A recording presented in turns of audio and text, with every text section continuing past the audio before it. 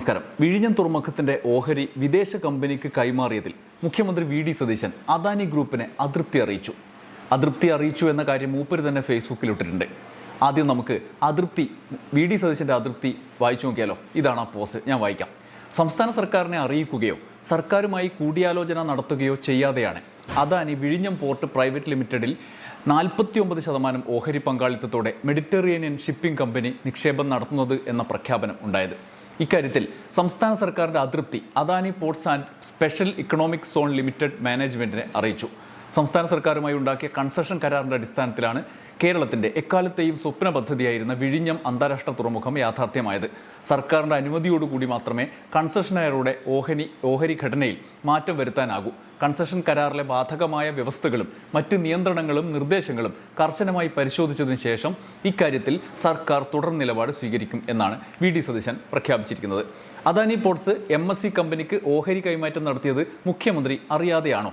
നിയമസഭയിലും ഇപ്പോൾ ഫേസ്ബുക്ക് പോസ്റ്റിലും മുഖ്യമന്ത്രി വി.ഡി. സതീശൻ പറഞ്ഞ വാദം അത്ര നിഷ്കളങ്കമാണോ? ചില കാര്യങ്ങൾ മാത്രം നമുക്കൊന്ന് ഓർത്തു നോക്കാം. ഒന്നാമത്തേത് ഒരു മംഗലാപുര യാത്രയാണ്. തെരഞ്ഞെടുപ്പ് ഫലം വരും മുമ്പ് വി.ഡി. സതീശൻ നടത്തിയ അദാനി കമ്പനി ചെലവ് നിർവഹിച്ചു എന്ന ആരോപണം ഉയർന്ന ചാർട്ടേഡ് ഫ്ലൈറ്റ് യാത്ര. മംഗലാപുരം യാത്രയിൽ കൂടെ ഉണ്ടായിരുന്നത് അദാനി പവർ ലിമിറ്റഡിൻ്റെ എക്സിക്യൂട്ടീവ് ഡയറക്ടറായ കിഷോർ ആൽവെയാണ്. കൂടെ ഉണ്ടായിരുന്ന ഒരാൾ എന്ന ആരോപണം അന്ന് തന്നെ ഉയർന്നതാണ്. ഫ്ലൈറ്റിൻ്റെ സ്പോൺസറും അദാനി ഗ്രൂപ്പ് ആയിരുന്നു എന്നായിരുന്നു ആരോപണം.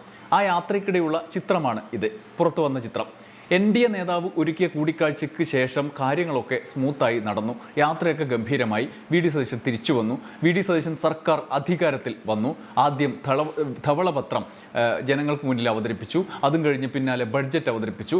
അതിലൊക്കെ പ്രധാനമായി ഒരു ഭാഗം ആളുകൾ ശ്രദ്ധിച്ചു തുറമുഖങ്ങളിലെ സ്വകാര്യ നിക്ഷേപം. മിഷൻ സമുദ്ര വഴിയുള്ള പദ്ധതികൾ VD മീഡിയകൾ പ്രശംസ കൊണ്ട് അയ്യര് കളിച്ച് ജനങ്ങളുടെ മുന്നിൽ അവതരിപ്പിച്ചപ്പോഴും ഈ വാർത്തകളിലൊക്കെ എന്തോ പന്തികളുള്ളതുപോലെ നാട്ടുകാർക്ക് തോന്നി.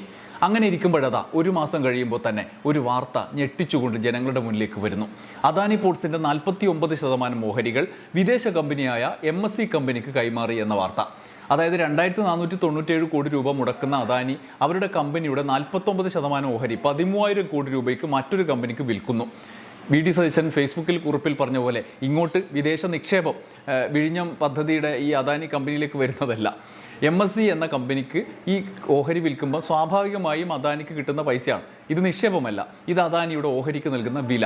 പോകുന്നത് അദാനിയുടെ പോക്കറ്റിലേക്കാണ്. അതും വിഴിഞ്ഞം പോർട്ടിൻ്റെ യഥാർത്ഥ ഉടമയായ കേരള സർക്കാർ അറിയാതെ. മുഖ്യമന്ത്രിയുമായി പോലും സംസാരിച്ചില്ല എന്ന് അദ്ദേഹം പറയുന്നു. എന്നാൽ സാഹചര്യങ്ങൾ അത്ര സിമ്പിളല്ല. മുഖ്യമന്ത്രിക്ക് കൈകഴുകാൻ കഴിയില്ല. മുഖ്യമന്ത്രി പ്രഖ്യാപിച്ച മിഷൻ സമുദ്രയുമായി ഇതിനെന്തെങ്കിലും ബന്ധമുണ്ടോ? മംഗലാപുരം യാത്ര മുതൽ എന്തെങ്കിലും നടപടികൾ ആരംഭിച്ചിട്ടുണ്ടോ? വിവാദം അതിൻ്റെ വഴിക്ക് നീങ്ങുമ്പോൾ അദാനി കമ്പനിയുടെ അതിവേഗതയ്ക്ക് ഒരു കുലുക്കവുമില്ല. കാരണം എല്ലാറ്റിനും ഒടുവിൽ ഓഹരി കൈമാറ്റത്തിൽ അദാനി ഗ്രൂപ്പ് സർക്കാരിനെ കാര്യങ്ങൾ വിശദീകരിച്ചുകൊണ്ട് അല്ലെങ്കിൽ സർക്കാരിൻ്റെ അനുമതി തേടിക്കൊണ്ട് കത്തും നൽകി. മുഖ്യമന്ത്രിക്കും വിസിൽ MDക്കുമാണ് കത്ത് നൽകിയത്. സർക്കാർ കത്ത് പരിശോധിച്ച് നടപടിയെടുക്കാനാണ് തീരുമാനിച്ചിരിക്കുന്നത്. ചീഫ് സെക്രട്ടറി അധ്യക്ഷനായ എംപവേർഡ് കമ്മിറ്റിയാണ് കത്ത് പരിശോധിക്കുക. എംപവേർഡ് കമ്മിറ്റി നൽകുന്ന ശുപാർശ കൂടി പരിഗണിച്ചാകും അനുമതി നൽകുന്നതിൽ സർക്കാർ തീരുമാനം എടുക്കുക. കരാറിലെ വ്യവസ്ഥകൾ ചൂണ്ടിക്കാട്ടിയാണ് സർക്കാരിന് അദാനി ഗ്രൂപ്പ് ഇപ്പോൾ കത്ത് നൽകിയിട്ടുള്ളത് എന്നാണ് റിപ്പോർട്ടുകൾ വരുന്നത്. ധാരണാപത്രത്തിലെ വ്യവസ്ഥകളടക്കം ഉൾപ്പെടുത്തിയാണ് കത്ത് നൽകിയത്. അതായത് വാണിജ്യ പ്രവർത്തനം ആരംഭിച്ചാൽ ഉടനെ ഓഹരി വിൽക്കാം എന്നാണ് അദാനി കമ്പനിയുടെ അവകാശവാദം. 2024 ഡിസംബർ 24 കമ്പനി വാണിജ്യ പ്രവർത്തനം ആരംഭിച്ചു. കഴിഞ്ഞ ഡിസംബറോടെ വിൽപ്പനയ്ക്ക് അവകാശമായി എന്നാണ് അദാനിയുടെ കത്തിലെ പ്രധാനപ്പെട്ട വാദം. എന്നാൽ ഡിസംബർ മുതൽ ഇങ്ങോട്ട് ഇതുവരെ അക്കാര്യത്തിൽ ഒരു നീക്കവും നടത്താത്ത അദാനി പോർട്സ് 2024 ഡിസംബർ മുതൽ ഈ കാര്യത്തിൽ തങ്ങളുടെ വരുതിയിലാണ് എന്ന് തീരുമാനിച്ച് കത്തിൽ പറയുന്ന അദാനി പോർട്സ് ലിമിറ്റഡ് ഇപ്പോൾ സർക്കാർ മാറിയതിന് ശേഷം അതിവേഗതയിൽ ഒരു തീരുമാനമെടുത്ത് അത് സർക്കാരിനെ അറിയിക്കുകയാണ്. പുതിയ സർക്കാർ അധികാരത്തിലെത്തിയ ഉടൻ അതിവേഗത്തിൽ നടപടികൾ ആരംഭിച്ചു. കഴിഞ്ഞ സർക്കാരിൽ നിന്ന് അനുമതി കിട്ടില്ല എന്നറിയാവുന്നത് കൊണ്ടാണോ നടപടി കൈക്കൊള്ളാതിരുന്നത്? അദാനി പോർട്സിൻ്റെ വാദപ്രകാരം 2024 ഡിസംബർ മുതൽ കമ്പനിക്ക് ഓഹരി വിൽക്കാൻ അവകാശമുണ്ടല്ലോ. എന്നാൽ അന്ന് അവകാശമുണ്ട് എന്ന നിലപാടുണ്ടായിട്ടും ആ കാലഘട്ടത്തിൽ ഒരു വർഷത്തിലധികം നീണ്ട കാലഘട്ടത്തിൽ അവർ നടപടിയെടുത്തില്ല. എന്നാൽ ഇപ്പോൾ അധികാര രൂപേണ നടപടിയെടുക്കുകയും അതിൻ്റെ പ്രവർത്തനമെല്ലാം പൂർത്തിയാക്കുകയും ആ കാര്യം അറിയിച്ച് സർക്കാരിന് കത്തയക്കുകയും ചെയ്യുന്നു. ആകെ 3000 കോടി രൂപ മാത്രം ചെലവിട്ട അദാനി 49% ഓഹരി കൊടുത്തിട്ടാണ് 13,320 കോടി രൂപ വാങ്ങിക്കുന്നത്. MSC കമ്പനി അദാനിക്ക് പണം നൽകുന്നത്. അപ്പോൾ ആർക്കാണ് ലാഭം? പത്രങ്ങൾ പറഞ്ഞതുപോലെ കേരളത്തിനാണോ? അല്ല, അദാനിക്ക്. ഈ കൈമാറ്റത്തിനായി MSCയുമായി ഓഹരി കൈമാറ്റത്തിനായി അദാനി പോർട്സ് MOU ഒപ്പുവെച്ചു എന്നാണ്. പിന്നാലെ സെബിയുടെ അനുമതി വാങ്ങി കരാർ പ്രകാരം പൊതുജനങ്ങളെ അറിയിക്കുന്ന ഒരു ചടങ്ങുണ്ടായിരുന്നു. ഓഹരി വിൽപ്പനയിലൂടെ വൻ ലാഭം ഉണ്ടാക്കിയ അദാനി ഗ്രൂപ്പ് അത് മറച്ചുവെച്ച് മലയാളത്തിലെ മാധ്യമങ്ങളെ കബളിപ്പിച്ച് ഇതാ വൻ വിദേശ നിക്ഷേപം വന്നു എന്ന വാർത്ത കൊടുപ്പിച്ചു. VD സതീശന്റെ ഫേസ്ബുക്ക് പോസ്റ്റിൽ പോലും അത് കാണാം, വിദേശ നിക്ഷേപം സ്വീകരിച്ചു എന്ന്. ദേശാഭിമാനി പോലും ആ കുരുക്കിൽ വീണു. അത് സംബന്ധിച്ച് നമ്മൾ മറ്റൊരു വീഡിയോയിൽ വിശദീകരിച്ചതാണ്. മനോരമയും മാതൃഭൂമിയും തുടങ്ങി സകല പത്രങ്ങളിലും ഈ നിക്ഷേപ വാർത്ത വന്നു. മാത്രമല്ല, ഈ ഓഹരി കൈമാറ്റത്തിനെതിരായ വികാരത്തെ രാഷ്ട്രീയമായി ചിത്രീകരിച്ച് മനോരമ കമ്പനിക്ക് വേണ്ടിയുള്ള തുടർ ആഖ്യാന വാർത്തകളും പിന്നാലെ നൽകി തുടങ്ങിയിട്ടുണ്ട്. ചുരുക്കത്തിൽ കരാറിലെ ഓഹരി കൈമാറ്റം ജനങ്ങളെ അറിയിക്കണം എന്ന വ്യവസ്ഥ മാധ്യമങ്ങളെ ഈ മട്ടിൽ കബളിപ്പിച്ച് ആ വാർത്തകളിലൂടെ സാധ്യമാക്കിയെടുത്തു എന്ന് വിലയിരുത്തിയാൽ തെറ്റില്ല. അങ്ങനെ ജനങ്ങളെ ആ കാര്യം അറിയിച്ചു. എന്നിട്ടോ നാലാമതായി സർക്കാരിന് മുന്നിൽ കത്തും നൽകി. സെബിയുടെ അനുമതി ലഭിച്ചതിന് പിന്നാലെ വളരെ വേഗം സർക്കാരിന് കത്ത് നൽകി. സാധാരണഗതിയിൽ സെബിയുടെ അംഗീകാരം ലഭിച്ച 6 മാസത്തെ സമയം വേണം എന്നിരിക്കെയാണ് ഈ അതിവേഗ നീക്കം. അതായത് സർക്കാർ മാറി, പുതിയ സർക്കാർ അധികാരത്തിൽ വന്നു, നേരത്തെ ഉണ്ട് എന്ന് അദാനി പോർട്സ് പറയുന്ന അധികാരം പ്രയോഗിച്ച ഓഹരി ഈ 1 വർഷത്തിലധികം കാലം കഴിഞ്ഞ് കൈമാറി. സർക്കാരിന് മുഖ്യമന്ത്രി കത്തും നൽകി. ഇത് ഞങ്ങൾ അറിഞ്ഞില്ല എന്ന് നിയമസഭയിൽ മുഖ്യമന്ത്രി പറഞ്ഞു. അങ്ങനെ അങ്ങ് അറിയാണ്ടിരിക്കുമോ? മുഖ്യമന്ത്രിയുമായി അനൗദ്യോഗികമായി സംസാരിച്ച് മുഖ്യമന്ത്രിയുടെ അനുമതിയോടെ കൈക്കൊണ്ട നടപടികൾ എന്ന് പ്രതിപക്ഷ നേതാവ് ആരോപിക്കുന്നത് ഗൗരവതരമാണ്. നേരത്തെ ഒന്നിലധികം കാര്യങ്ങളിൽ രത്തൻ ഖേൽക്കറുടെ നിയമനം മുതൽ വീര്യം കുറഞ്ഞ മദ്യം, സംഘപരിവാർ VC നിയമനം തുടങ്ങി 1 ഡസൻ തീരുമാനങ്ങൾ പാർട്ടിയോടോ പ്രധാന നേതാക്കളോടോ ആലോചിക്കാതെ എടുത്ത തീരുമാനം എന്ന ആക്ഷേപം നിലനിൽക്കുകയാണ്. അദാനി കമ്പനിയുടെ ഈ നീക്കം മുഖ്യമന്ത്രി അറിഞ്ഞായിരുന്നോ എന്ന സംശയം ഇപ്പോൾ ബലപ്പെടുകയാണ്. അതങ്ങനെ തള്ളിക്കളയാവുന്നതല്ല. ഇനി മുഖ്യമന്ത്രിയുടെ കയ്യിലെത്തിയ കത്ത് പരിശോധിക്കാനുള്ള ചുമതല ആർക്കാണ് എന്നുകൂടി നമുക്ക് നോക്കാം. ഏത്? എംപവേർഡ് കമ്മിറ്റി ഇത് പരിശോധിക്കുന്നു പറഞ്ഞല്ലോ. എംപവേർഡ് കമ്മിറ്റി എങ്ങനെയാണ് അതിന്റെ ഘടന? എംപവേർഡ് കമ്മിറ്റി പരിശോധിച്ച് നടപടിയെടുക്കും എന്നാണ് പറയുന്നത്. ആരാണ് കമ്മിറ്റിയുടെ അധ്യക്ഷൻ? Chief secretary. മുൻ സർക്കാരിൻ്റെ കാലത്ത് ചീഫ് സെക്രട്ടറി M. ജയതിലക് ചുമതലയൊഴിഞ്ഞ് പുതിയ ചീഫ് സെക്രട്ടറി വരുമ്പോഴാണ് കറക്റ്റായി അദ്ദേഹം വിരമിച്ചതിന് തൊട്ട് പിന്നാലെ ഇമാതിരി ഒരു കത്ത് മുഖ്യമന്ത്രിയുടെ ഓഫീസിലെത്തുന്നത്. ഈ കമ്മിറ്റി ഇനി പരിശോധിക്കുമ്പോൾ അതിൽ ആരൊക്കെ ആ കമ്മിറ്റിയിൽ ഉണ്ടാകും? 3 അംഗങ്ങളുള്ള കമ്മിറ്റിയാണ്. അപ്പോൾ കമ്മിറ്റി നിഷ്പക്ഷമായി പരിശോധിക്കും എന്ന് നിങ്ങൾ വിചാരിക്കുന്നില്ലേ? അങ്ങനെ തന്നെ ഞാനും വിചാരിച്ചത്. പക്ഷേ സംഗതി എന്താണ്? തുറമുഖ വകുപ്പ് സെക്രട്ടറിയാണ് ഒരാൾ, രണ്ടാമത്തെ ആൾ ധനവകുപ്പ് സെക്രട്ടറിയാണ്, മൂന്നാമത്തെ ആളോ നിയമവകുപ്പ് സെക്രട്ടറി. ഇനി ഇതിൽ നിർണായക റോൾ വഹിക്കേണ്ടത് തുറമുഖ സെക്രട്ടറിയാണ്. ആരാണ് തുറമുഖ സെക്രട്ടറി? അത് മുഖ്യമന്ത്രിയുടെ സെക്രട്ടറി. അതാരാണ്? രത്തൻ ഖേൽക്കർ. ഇനി ആരാണ് തുറമുഖ മന്ത്രി? അത് VD സതീശൻ. രണ്ടാമത്തെ സെക്രട്ടറിയുടെ വകുപ്പിൻ്റെ മന്ത്രി ആരാണ്? ധനമന്ത്രി ആരാണ്? അതും VD സതീശൻ. മൂന്നാമത്തേതോ നിയമമന്ത്രി ആരാണ്? അതും VD സതീശൻ. തുറമുഖ മന്ത്രിയായ VD സതീശനും ധനമന്ത്രിയായ VD സതീശനും നിയമമന്ത്രിയായ VD സതീശനും നയിക്കുന്ന വകുപ്പിൻ്റെ സെക്രട്ടറിമാർ പങ്കെടുക്കുന്ന യോഗത്തിലാണ് രാഷ്ട്രീയ തീരുമാനം വരേണ്ടത്. അത് എടുക്കേണ്ടതാരാണ്? എല്ലാമായ മുഖ്യമന്ത്രി.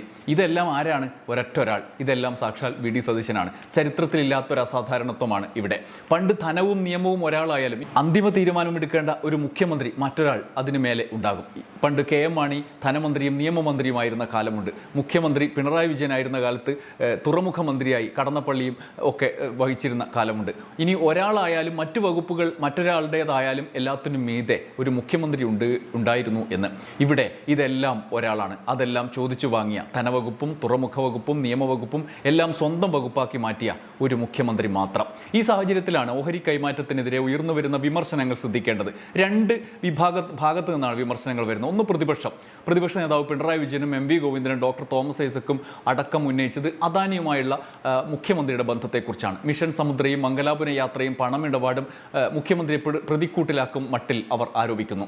പ്രതിപക്ഷം അവർ ഭരണത്തിലിരിക്കുമ്പോൾ ആലോചനയിൽ പോലും വരാത്ത ഒരു കാര്യം അദാനി ഭരണമാറ്റത്തിന് പിന്നാലെ അതിവേഗത്തിൽ ചെയ്തത് വെറുതെയല്ല എന്ന് ആരോപിക്കുന്നു. മുഖ്യമന്ത്രിയുടെ ഇതുവരെയുള്ള നീക്കങ്ങൾ ആ സംശയത്തെ ബലപ്പെടുത്തുകയും ചെയ്യുന്നു. എന്നാൽ അസാധാരണമായത് മറ്റൊരു ഭാഗത്തു നിന്ന് വരുന്ന വിമർശനമാണ്. അത് KC വേണുഗോപാലിന്റെ പ്രതികരണമാണ്. അദാനിയുമായി നിരന്തര യുദ്ധത്തിൽ ഏർപ്പെട്ടിരിക്കുന്ന രാഹുൽ ഗാന്ധിയും ഹൈക്കമാൻഡും സതീശന്റെ നീക്കങ്ങളെ ഉറ്റുനോക്കുന്നുണ്ട്. KSEBയിലെ അടക്കം പരിഷ്കരണം, PMCയിലെ നിലപാടുകൾ, സർവകലാശാലകളിലെ നിയമനങ്ങൾ, ഇതിനൊക്കെ അപ്പുറത്താണ്, ദേശീയ നേതൃത്വത്തിന് ഉൾക്കൊള്ളാവുന്നതിനും അപ്പുറത്താണ് അദാനിയുമായുള്ള ഈ ഇടപാട് എന്ന് ഹൈക്കമാൻഡ് കരുതുന്നു. KC വേണുഗോപാൽ വാർത്താ സമ്മേളനം വിളിച്ച് തന്നെ പ്രതികരിച്ചു. KCയുടെ പ്രതികരണം അദാനി കമ്പനിക്കെതിരെയാണ് എങ്കിലും വിരൽ നീളുന്നത് VD സതീശൻ മുഖ്യമന്ത്രിക്ക് നേരെയാണ്.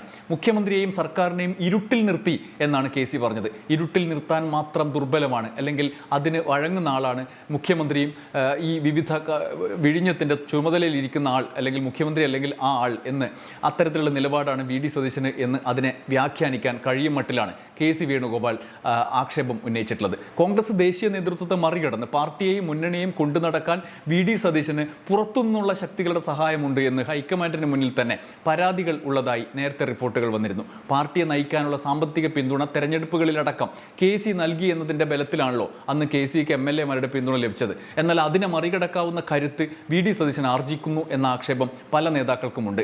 അദാനി ബന്ധമടക്കം അവർ ഇതിനോട് ചേർത്ത് വായിക്കുകയും അത് പറയുകയും അടക്കം പറയുകയും ചെയ്യുന്നു. ഈ സാഹചര്യത്തിൽ കൂടിയാണ് കെ സിയുടെ തുടർന്നടിച്ച പ്രതികരണം വന്നത് എന്ന് നമ്മൾ ചേർത്ത് വായിക്കണം. വീര്യം കുറഞ്ഞ മദ്യത്തിന്റെ കാര്യത്തിൽ VM സുധീരനെ പോലെ ഒരാളുടെ പ്രതികരണത്തിന് പുല്ലുവിലയല്ലേ നൽകിയത് എന്ന രോഷവും ചിലർ പ്രകടിപ്പിക്കുന്നു. ആരുടെയും പിന്തുണയില്ലെങ്കിലും ഉറച്ചു മുന്നോട്ടു പോകും എന്ന് വി ഡി സതീശൻ തെളിയിച്ചുകൊണ്ടേയിരിക്കുന്നു. വിഴിഞ്ഞത്തിന്റെ കാര്യത്തിൽ എംപവേർഡ് കമ്മിറ്റി എന്നത് സതീശൻ എന്ന ഏകാംഗ കമ്മിറ്റിയാണ് എന്ന് വരുന്നത് അവിടെയാണ്. അതുകൊണ്ട് സതീശൻ തീരുമാനിച്ചിട്ടുണ്ടെങ്കിൽ അത് നടപ്പാക്കുമെന്ന് തന്നെ കോൺഗ്രസ് നേതാക്കൾക്കും അറിയാം. ബാക്കി നടപടികളെല്ലാം വെറും നാടകമായി അവസാനിക്കും എന്നവർ കരുതുന്നു. അതിന് പിന്നാലെ കഴിഞ്ഞ സർക്കാരിന് ചീത്ത വിളിച്ച് സതീശന് രക്ഷപ്പെടാനുള്ള രാഷ്ട്രീയ സാഹചര്യവും ഇവിടെയുണ്ട്, മാധ്യമ പിന്തുണയുമുണ്ട്. ചുരുക്കത്തിൽ അദാനി പോർട്സിന് മുഖ്യമന്ത്രിക്ക് അയച്ച കത്തിന്റെ കാര്യത്തിൽ കൂടി തീരുമാനമായാൽ സംഗതി കാഴ്ചലാക്കാനാകും. വിഴിഞ്ഞത്തിന്റെ കാര്യത്തിൽ ഒരു തീരുമാനമുണ്ടാക്കാൻ കഴിയും. വി ഡി സതീശന്റെ മിഷൻ സമുദ്ര നീണാൾ വാഴട്ടെ. ഇനി എന്ത് വരും എന്ന് കാത്തിരുന്ന് കാണാം. നന്ദി, നമസ്കാരം.